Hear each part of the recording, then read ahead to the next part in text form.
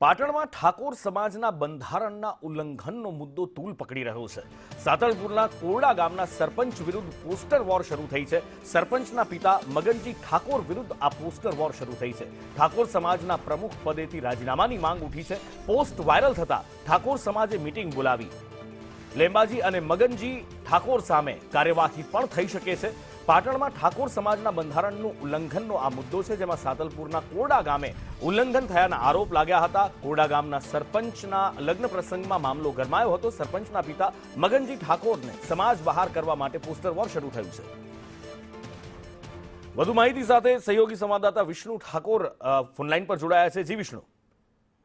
જે ચોક્કસથી સાંતલપુર તાલુકાના કોરડા ગામે 2 ફેબ્રુઆરી કોરડા ગામના સરપંચ કુમકુમબેનના ઠાકોરના લગ્ન પરસે ભવ્ય રાસ ગરબાનું આયોજન કરવામાં આવ્યું છે। જે કલાકાર શીતલ ઠાકોરની ઉપસ્થિતિમાં રાસ ગરબા યોજાયા હતા। જે રાસ ગરબાના વિડીયો વાયરલ થતા સમગ્ર બનાવ પ્રકાશમાં આવ્યો હતો, જેમાં તાજેતરમાં ઠાકોર સમાજ દ્વારા બનાવેલ બંધારણમાં સમાજ દ્વારા બનાવેલ બંધારણમાં ઉલ્લંઘન થયું હોવાનું બંધારણ વિરુદ્ધ મગનજી ઠાકોર દીકરીના કુમકુમના અપનાન ભાવેશના લગ્ન કરાવ્યા હોવાનું સામે આવતા ઠાકોર સમાજમાં ભારે રોષ વ્યાપ્યો હતો। મગનજી ઠાકોર સામે કાર્યવાહી કરવા માટે માંગ કરવામાં આવી હતી। તેને લઈને સોશિયલ મીડિયામાં પણ હવે તો નિવેદનો આપવામાં આવ્યા હતા કે તાત્કાલિક ધોરણે આમની સામે કાર્યવાહી કરી। તેને લઈને હવે તો પોસ્ટ વોર શરૂ થયા છે। પોસ્ટ વોર શરૂમાં કરવા માંગ કરવામાં આવી છે કે તાત્કાલિક ધોરણે આમની સામે સમાજની બહાર કરવામાં આવે, તેમની સામે કાર્યવાહી કરવાની। મહત્વનું છે કે ઉપજ છે કે જે ગુજરાત જે બંધારણ બનાવવામાં આવ્યું છે તે બંધારણ છે પાકિસ્તાન સુધી પાલન કરવામાં આવી રહ્યું છે, ક્યાંક પણ આજ સુધી કોઈ બંધારણનું પાલન કરવામાં ના આવતું તેવું જોવા મળી રહ્યું છે। જી વિષ્ણુ, માહિતી બદલ આભાર।